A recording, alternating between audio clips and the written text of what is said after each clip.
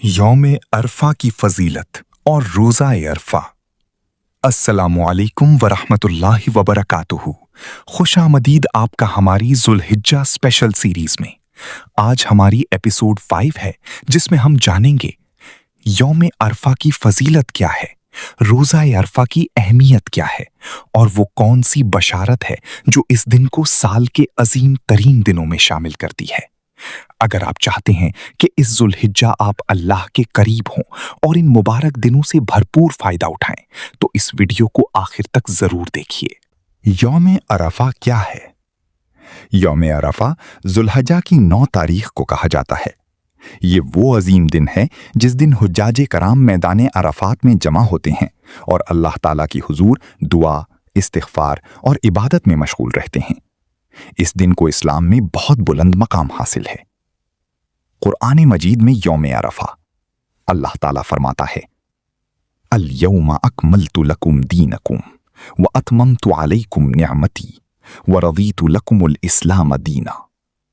तर्जुमा, आज मैंने तुम्हारे लिए तुम्हारा दीन मुकम्मल कर दिया और तुम पर अपनी नेमत पूरी कर दी।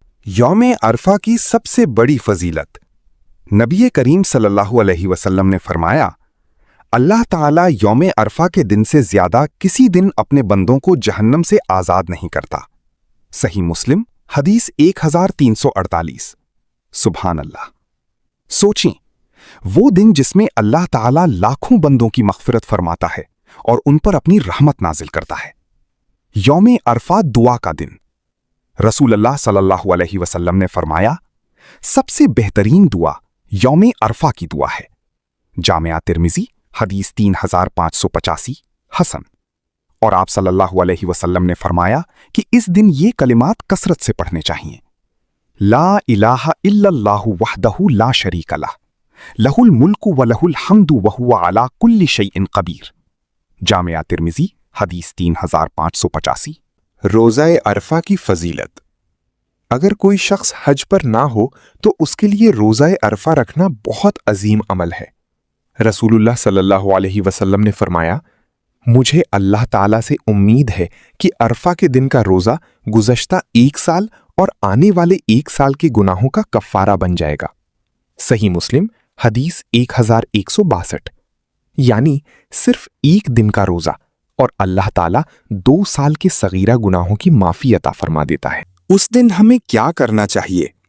रोज़ा अरफा रखना, कसरत से इस्तिग़फ़ार करना, दुरूद शरीफ पढ़ना, कुरान मजीद की तिलावत करना, ला इलाहा इल्लल्लाह का जिक्र करना, अपने वालिदैन, अहले खाना और पूरी उम्मत मुस्लिमा के लिए दुआ करना, दिल से तौबा करना, क्योंकि बाज़ औक़ात एक सच्ची तौबा इंसान की पूरी जिंदगी बदल देती है।